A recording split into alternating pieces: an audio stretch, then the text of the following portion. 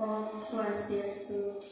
Assalamualaikum warahmatullahi wabarakatuh. Shalom Namo Buddhaya. Salam kebajikan. Salam sejahtera untuk kita semua. Yang saya hormati Ibu Kepala SMP Negeri 1 Gianyar. Yang saya hormati Ibu Pengajar Praktek Ibu Nimade Susiawati SPD. Selamat datang Ibu. Dan Bapak Ibu Guru serta ada satu staf sudah berkenan hadir. Dia ucapkan terima kasih untuk kegiatan hari ini adalah pendampingan individunya yang kedua, yaitu adanya diskusi tentang visi dan prakarsa perubahan. Jadi seperti itu Bapak dan Ibu. Tiang mulai saja acaranya. Mohon izin Ibu Wiwi dan Ibu Martini.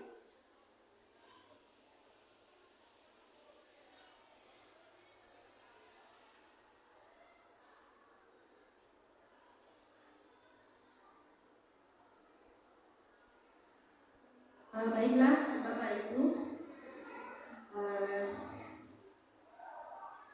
Nah, di sini tujuan dari diskusi kita pada hari ini yang pertama yaitu menggali visi masing-masing guru atau teknik ya terkait dengan harapan atau mimpinya terhadap murid di kelas dan terhadap lingkungan sekolah. Kemudian yang kedua, menyelaraskan harapan atau mimpi masing-masing guru atau teknik dengan visi sekolah. Nah, jadi seperti itu Bapak dan Ibu. Nanti kita ke depan dia akan ajak berdiskusi mengenai visi ya, visi di sini visi dari Bapak dan Ibu. Nah, visi pribadi seperti itu.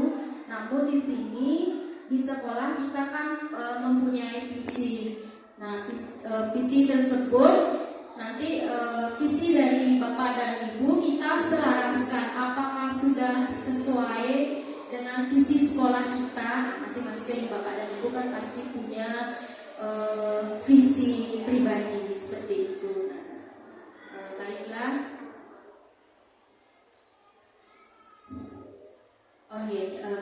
Lupa yang tadi sebelum kita memulai kita awali dulu dengan doa ya, karena sebagai umat beragama Hindu kita selalu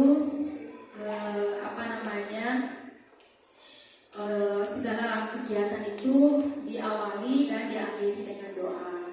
Baiklah, kita berdoa sebelum mulai kita awali dengan doa dulu ya Bapak dan Ibu. Baik yang pimpin doa mohon izin berdoa yang pandu menurut agama dan keyakinan umat Hindu ya, karena di sini juga semua beragama Hindu. Berdoa dimulai.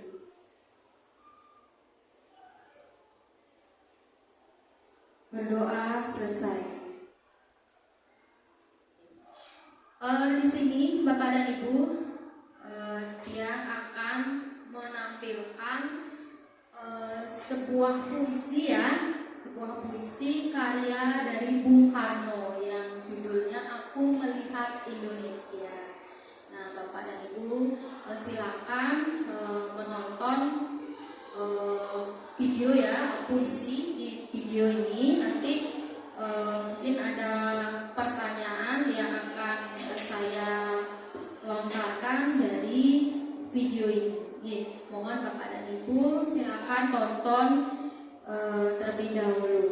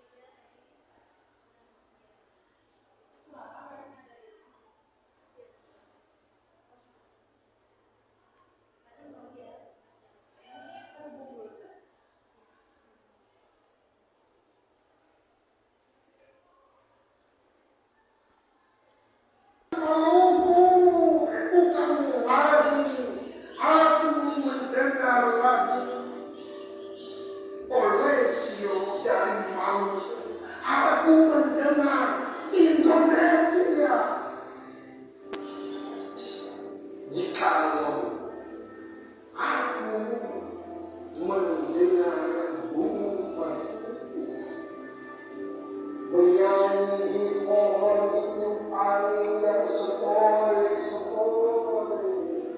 bukan lagi aku mendengar burung aku mendengar Indonesia.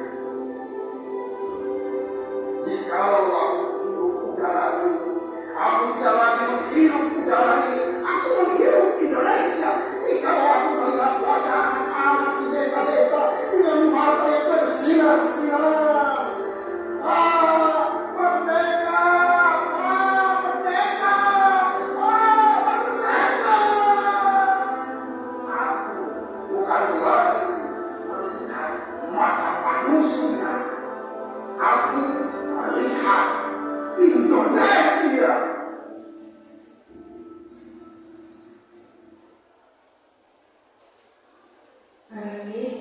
Bapak dan Ibu, mungkin tadi sudah melihat tayangan di video untuk puisinya Bapak Soekarno tentang Aku Melihat Indonesia, judulnya seperti itu. Mohon maaf tadi buat teknis.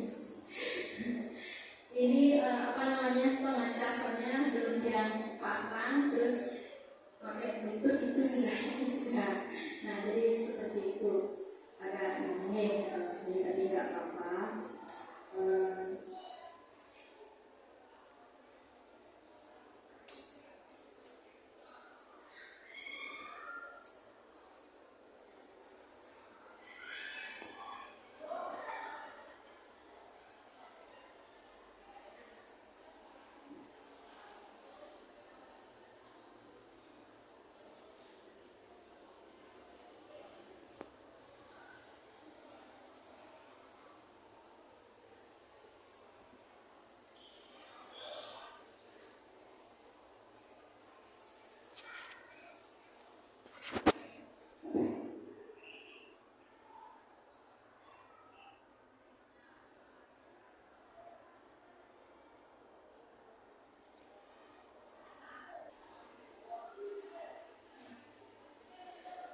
Baiklah, yang lanjut Bapak dan Ibu.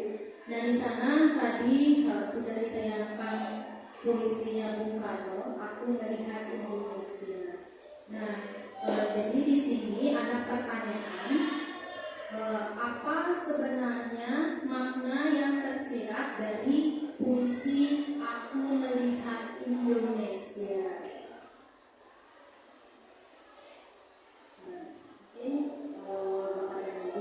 Balik. Terima kasih atas waktunya. Ibu yang menjawab sedikit nih, menurut yang sendiri. Kalau yang sendiri itu mendengar apa yang puisi yang dibacakan Bung Karno itu, yang sangat merinding ya mendengarnya tadi, walaupun mic-nya agak kurang sedikit. Tapi menurutnya itu Bung Karno ini merasa betapa besarnya dia mencintai Indonesia karena dia melihat dari sudut pandangnya bahwa Indonesia itu memiliki budaya yang sangat kental, yang beraneka ragam. Dia ingin mempersatukan itu untuk menjadi lebih baik lagi. Itu yang saya bisa jelaskan. Terima kasih atas waktunya. Terima kasih Bu Bayi, luar biasa sekali ya. Jadi maknanya di sana ingin membesarkan Indonesia, ya, jadi seperti itu. Ini mungkin Bapak dan Ibu yang lain, Bapak Edi di sini belum hadir ya. Ibu-ibu ya, ibu-ibu, ya, ibu-ibu ada yang menanggapi lagi selain Bu Bale?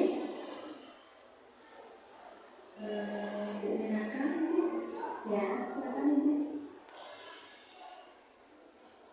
Terima kasih atas berikan kesempatannya. Mohon izin, dia hanya menambahkan sedikit pendapat dari Ibu tadi.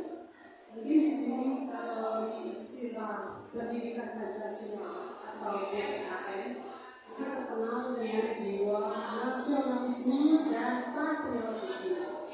Nah, beliau memang betul-betul mengorbankan seluruh segenap jiwa raganya dengan komitmen tinggi, tekad yang sangat tinggi untuk mempersatukan kita Indonesia dan untuk membakar semangat rakyat Indonesia sehingga tercapai tujuan negara Indonesia merdeka. Mungkin itu yang bisa saya sampaikan, karena Bung Karno memang sangat menghargai segala bentuk perbedaan, tidak memandang daerah-daerah, tapi beliau melihat itu sebagai Indonesia. Terima kasih.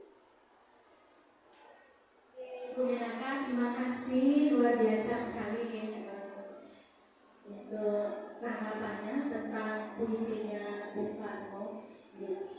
Cukup luar aja ya. Di sini, di Pak Edi, silakan. Ya lanjut.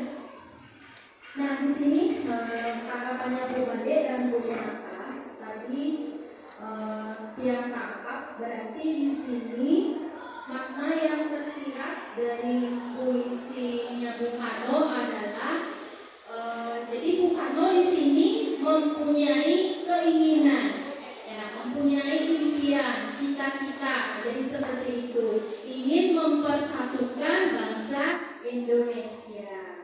Nah, seperti itu. Jadi yang apa itu nih luar biasa ya dari tanggapannya. Nah, di sini Bung Karno dalam puisinya beliau mempunyai suatu keinginan, harapan, ingin mempersatukan bangsa Indonesia, memerdekakan bangsa Indonesia, ya tujuannya. Nah, kita di sini ya, saya kaitkan ya dengan sekolah ya, di sekolah kita juga memiliki impian, cita-cita juga terhadap murid. Nah, murid kita di sekolah. Di antara bapak dan ibu di sini pasti mempunyai harapan, cita-cita untuk murid-murid kita. Nah, itu seperti itu bapak dan ibu yang kaitkan dengan diskusi kita. Nah, di sini ada pertanyaan tematik. Nah, ada beberapa kalimat rumpang, ada 6 di sini. Nah, yang akan bagikan ya, nanti mungkin bapak dan ibu bisa mengisi lanjutannya ya, titik-titik di sana. Nah, di sini dalam mengisi kalimat rumpang ini nanti bapak dan ibu mengisinya dengan apa yang bapak ibu harapkan dari murid-murid kita. Ya, yang akan bagikan, silakan bapak dan ibu mengisi.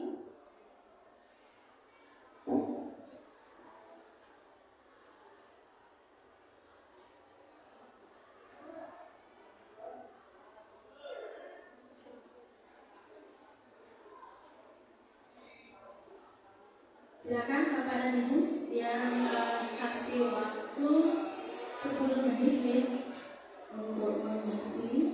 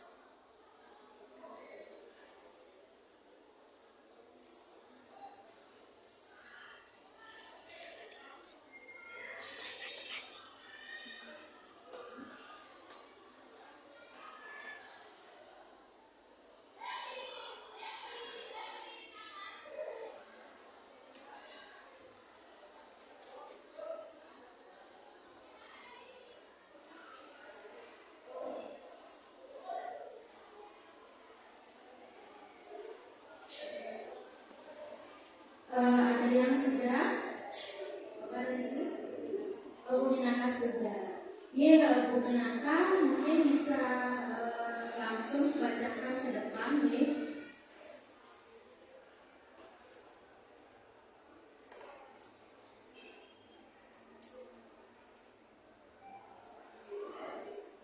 Terima kasih. Ini mungkin gambaran sekilas walaupun tidak sempurna tentang apa yang dia pahami. Untuk yang pertama kita memimpikan murid-murid yang nanti mungkin agak singkat ya. Murid yang dimimpikan adalah murid yang cerdas, berkarakter dan juga berprestasi. Jadi ada 3, cerdas, berkarakter serta berprestasi. Yang kedua, kita percaya bahwa murid adalah insan yang unik dan istimewa. Istimewanya di mana? Memiliki bakat, talenta, kemampuan yang beragam. Nah, ini yang mungkin perlu kita gali, karena yang tepat ya istilahnya apa sih yang ada dalam dirinya yang bisa dikembangkan. Mungkin ada beberapa talenta, beberapa istilahnya bakat terpendam seperti itu. Jadi di sini kita tugas guru untuk menggali dan mengembangkannya. Kemudian yang ketiga, di sekolah kita mengutamakan jelas yang pertama karena kita perlu mengenal yang utama itulah pendidikan karakter. Jadi bagaimana kita menumbuhkan rasa peduli seperti itu. Kan kalau dilihat dari profil belajar Pancasila, mungkin Bapak Ibu masih ingat kita ada 6 dimensi itu yang mesti ada di setiap sekolah. Kemudian yang keempat, murid di sekolah kita sadar betul bahwa mereka memiliki perbedaan atau keragaman. Mereka tahu. Kenapa? Karena kadang-kadang dengan candaannya mereka juga mirip-mirip ya dengan pembuli kadang-kadang jauh-jauh. Nah seperti itu kadang-kadang mereka memanggil temannya. Mereka sadar dengan perbedaan sehingga di sini harus dibangun rasa toleransi tenggang rasa. Jadi saling menghargai, menghormati, sehingga mereka berkompetisi yang sehat. Jadi tidak istilahnya ada diskriminasi minoritas. Kemudian yang kelima, kita warga di sekolah ini yakin seyakin-yakinnya untuk bisa bekerja sama, berkolaborasi seperti saat ini dengan berbagi juga sharing seperti itu mungkin supaya kita bisa menunjukkan karakter, mengasah kecerdasan mereka anak-anak yang murid, kemudian mendampingi untuk mengembangkan minat bakatnya dalam istilahnya ekstra gitu sama PD kalau kita pengembangan diri. Kemudian yang terakhir, saya dan guru lain di sekolah saya paham bahwa sangat penting kita memiliki komitmen. Jadi kita harus punya target, harapan, mimpi seperti itu, sehingga nanti kita dengan kolaborasi tadi kita bisa berupaya mewujudkan tujuan dan visi sekolah kita bersama. Tidak bisa kita sendiri-sendiri. Mungkin itu saja. Terima kasih. Ya, terima kasih Bu Menaka, luar biasa ya untuk cita-cita harapannya Bu Menaka terhadap murid-murid kita ya. Bu Menaka menginginkan murid yang berkarakter, berprestasi ya, cerdas. Nah, jadi seperti itu ya yang nangkap tadi. Mungkin ada lagi selain Bu Menaka, Bu Putu mungkin yang mendengar dari pegawainya, silakan.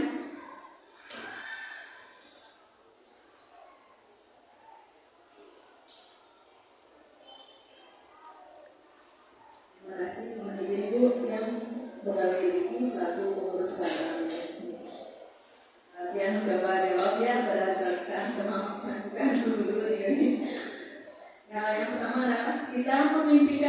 murid yang tentunya adalah cerdas, berkarakter, bertakwa kepada Tuhan Yang Maha Esa, beretika, memiliki sifat toleransi, dan mampu bekerja sama serta kreatif.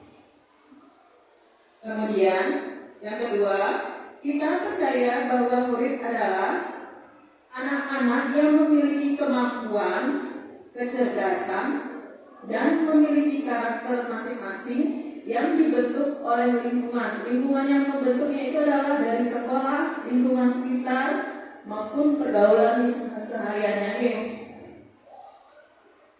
Dan tentunya hal tersebut kita memerlukan tuntunan dari orang-orang sekitarnya. Yang pertama dari rumah adalah orang tua, yang dari sekolah adalah gurunya ataupun yang ada di lingkungan sekolah.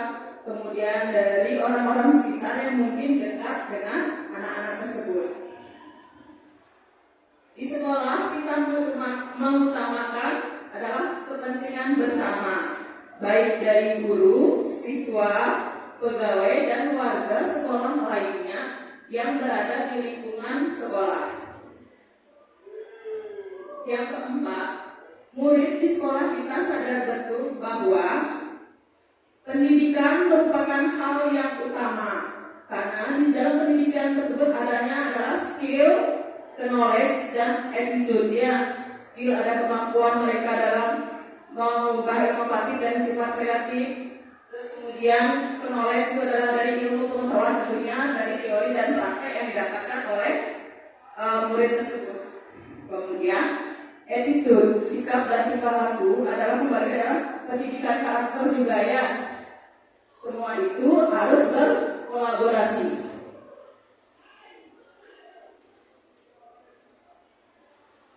Dan hal tersebut bisa dibentuk di sekolah, tidak hanya sekolah ya, banyak faktor lingkungan juga akan mempengaruhi.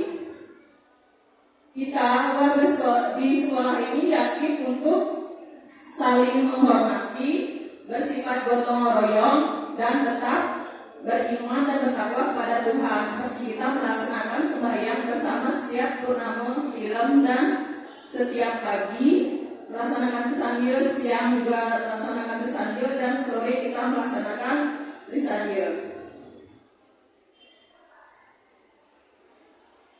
Saya dan guru lain di sekolah, saya paham bahwa bukan hanya pendidikan dalam bentuk teori dan praktek saja yang penting, namun pendidikan karakter merupakan hal yang penting juga. Demikian dari saya. Terima kasih, Bu. Ya, terima kasih Bu Tutu. Luar biasa ya, Bu ya. Bu Tutu di sini kan pegawai. Kita juga warga sekolah. Ya, jadi dalam merumuskan visi memang seperti harapannya Bu Tutu tadi ya, di sana kita memerlukan kerjasama. Nah, seperti itu. Dalam merumuskan visi memang kita semua melibatkan semua warga sekolah. Ya, walaupun bukan guru. Nah, jadi pegawai itu kan juga warga sekolah. Jadi seperti itu. Ini. Pak Edi sudah sendiri di sini gampang ya. Silakan Pak Edi. Sudah ya, silakan. Yang mau dengar dari Pak Edi.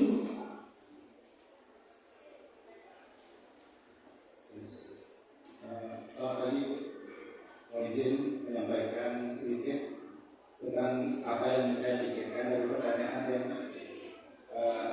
menarik ya. Menurut saya ini sangat jauh dari sini saya dunia ke maaf ya salah mengikuti satu mengenai kita mendidikan murid-muridnya. Dari sini saya berpikir mendidikan murid-murid yang berakhlak mulia, santun kepada guru dan orang tua maupun sesama temannya sendiri. Nah, dari pribadinya sendiri sudah berakhlak mulia dan santun, otomatis dia bisa nanti akan belajar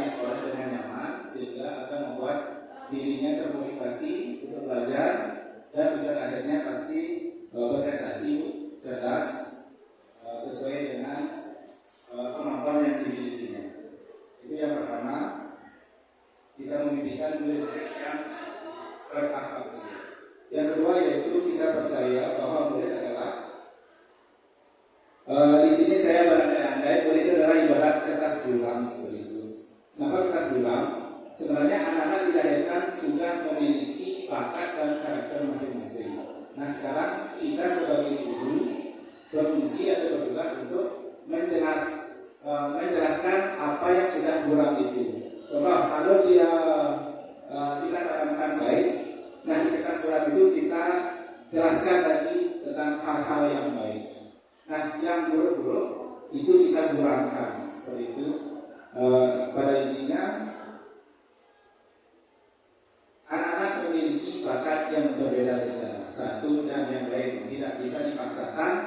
Si A harus bisa menari, si B harus bisa olahraga, si C harus bisa matematika, itu tidak kita bisa samakan. Jadi kita dalam pendidikan itu kita istilahnya bedakan sedikit apa tujuan akhir dari anak tersebut.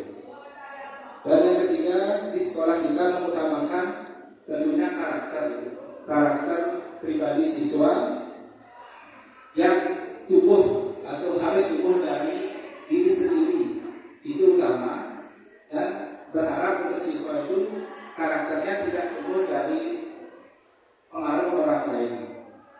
Itu kayaknya ada paksaan. Kalau bisa karakter ditimbulkan dari diri sendiri, nah dari diri sendiri tersebut otomatis dimanapun dia berada, karakter pasti akan tumbuh, baik di sekolah, di luar sekolah maupun di lingkungan keluarganya. Yang keempat, murid di sekolah kita sadar betul bahwa di sekolah murid sadar dia mendapatkan pendidikan. Itu pada intinya. Dia datang ke sekolah untuk belajar. Tidak mungkin dia berpikir sekolah untuk mejeng seperti itu. Pasti dia berpikir dan kita menanamkan sebagai guru di sekolah adalah tempat kalian untuk belajar. Boleh bermain? Boleh, tapi sesuai dengan kondisi. Ya, di sekolah kalian bisa bergaul, bersosialisasi dengan teman, dengan guru maupun warga sekolah, dan pada intinya kalian di sekolah itu belajar seperti itu dan mengembangkan karakter. Kita warga sekolah yakin untuk membimbing murid, khususnya sebagai guru. Kita membimbing murid sesuai dengan potensinya masing-masing. Jadi yang saya katakan tadi, jangan memaksa murid untuk harus bisa A. Contoh saja kayak kera disuruh manjat, oke. Tapi kalau kera disuruh berenang, nah mungkin dia takut. Kalau ikan kita suruh manjat pasti nggak bisa. Itu jawabannya. Dan yang terakhir, saya dan guru lain di sekolah, saya paham bahwa kembali lagi paham bahwa masing-masing anak memiliki bakat yang berbeda-beda. Dan kita sebagai guru harus membimbing bakat dan potensi itu sesuai dengan karakteristik anak-anak tersebut. Pada intinya potensi anak kita tahu dan kita kembangkan potensi tersebut. Seperti itu. Terima kasih. Terima kasih Pak Edi, luar biasa Pak Edi ya. Ibu Pak Edinya calon guru penggerak angkatan 11 ya. Sudah lolos tahap 1 dan 2, tinggal menunggu aja tadi. Tadi ya Pak Edi mengharapkan juga murid-muridnya itu berhalak mulia seperti itu nih. Juga yang juga sama pada berkarakter kemudian berprestasi seperti itu. Nah tadi juga Pak Edi menyebutkan bahwa anak itu ibarat kertas buram gitu ya. Ada di pendidikan guru penggerak itu ada di modul 1.1 itu di filosofi pemikiran belajar dewasa itu namanya teori konvergensi ya Pak Edi ya. Di mana anak itu seperti kertas yang sudah ditulisi, namun tulisan itu masih sama ya, masih sama buram ya, dari Pak Edi bilang buram. Nah jadi tugas kita sebagai pendidik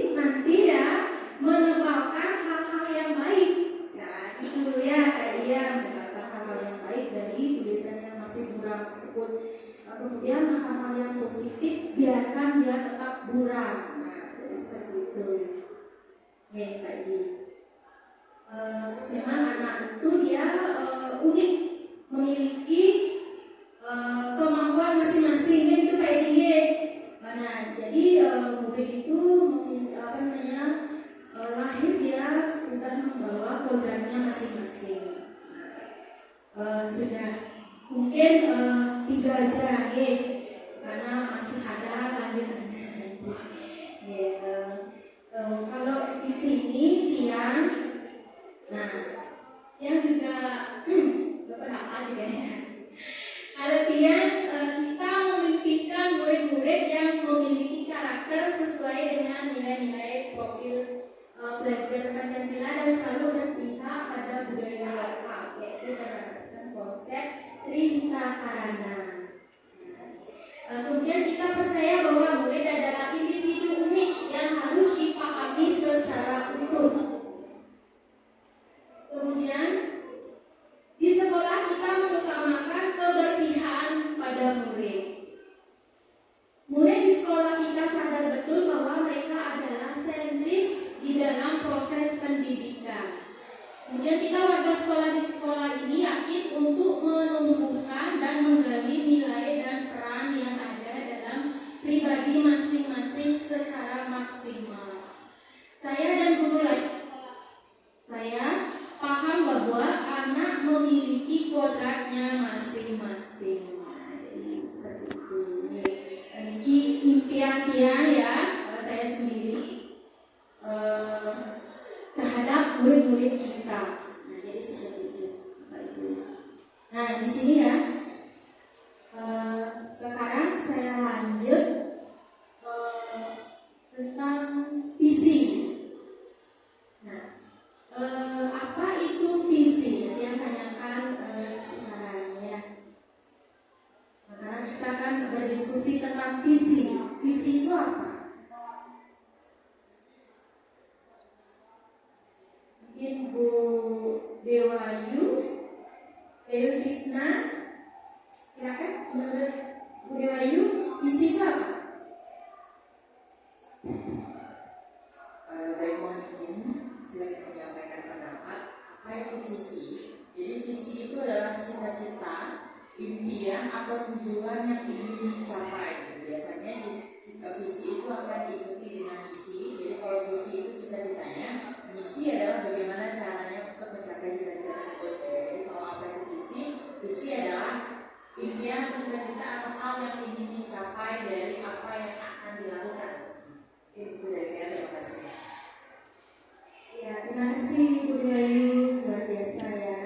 Nah, jadi visi ya sudah ya, yang tadi Bu Dewayu bilang.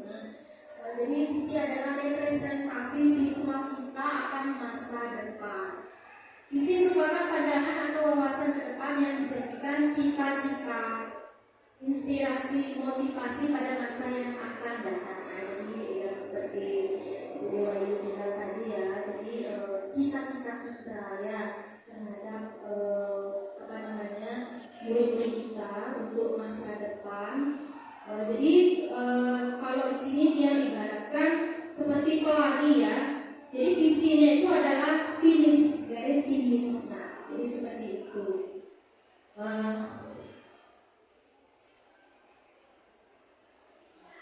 Ya, sudah. Nah, tadi Bapak dan Ibu sudah menyampaikan harapannya, cita-cita. Nah, itu yang jadikan visi pribadinya, Bapak dan Ibu.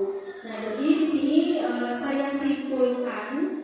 Jadi semua Bapak dan Ibu menginginkan untuk anak-anak kita itu nanti biar bisa menghasilkan anak-anak yang berkarakter. Nah, seperti itu. Kemudian cerdas, berprestasi, seperti itu ya Bapak dan Ibu. Dia juga seperti itu, menginginkan murid-murid kita yang berkarakter. Nah, tadi Bu Minaka juga sesuai profil belajar Pancasila ya. Nah, sekarang dari tadi kita sudah berbicara visi ya. Nah, sekarang saya tanyakan tentang visi sekolah kita. Bapak dan Ibu, ada yang tahu ya, harus tahu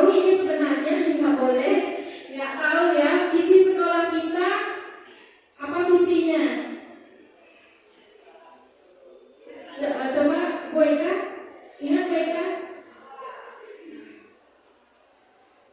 Ya, terima kasih Bu, mohon izin.